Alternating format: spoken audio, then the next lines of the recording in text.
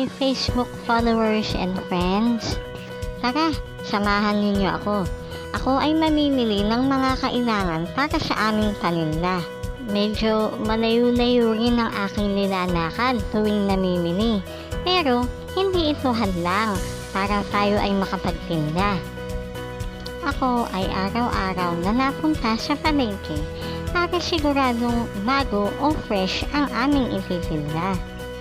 Ayan, kaunting lakad pa at makakarating din tayo sa palengke.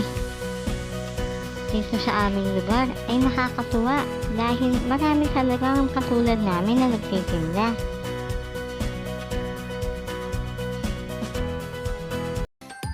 Bawat umaga, ako ay may baon ng ngiti dahil ako ay masaya sa aking pagtitinda. Nakakawala ng pagod kapag nakikita mo na ang iyong mga customers ay palaging nabili.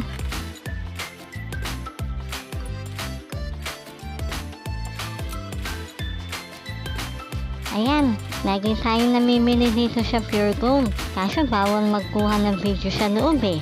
Pure Gold, baka naman. Ayan, nakarating na tayo sa aming palengke.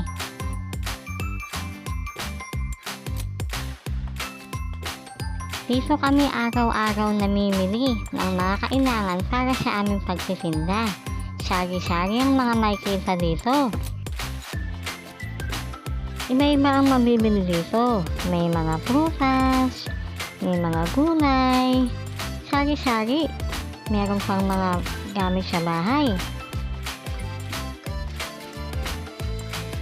Ayun, paubos na yung tinda nilang isda.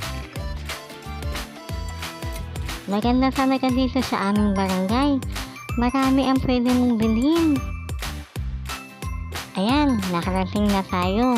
Nandito na tayo sa bibilhan natin ng ating mga kailangan para sa ating pagtitinda. Sari-sari ang mga paninda nila dito. Ayan, mamimili na ako ng itlog para sa ating egg sandwich.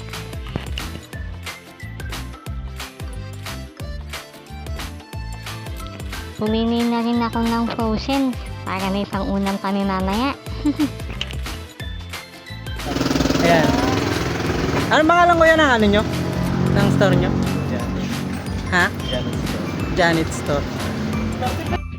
Shoutout po pala kay Kuya Adrian.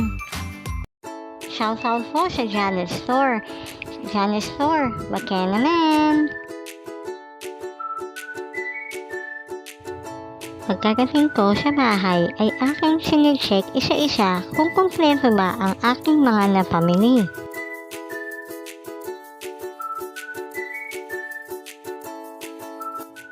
Ay, salamat, kumpleto naman. O siya, hanggang sa muli.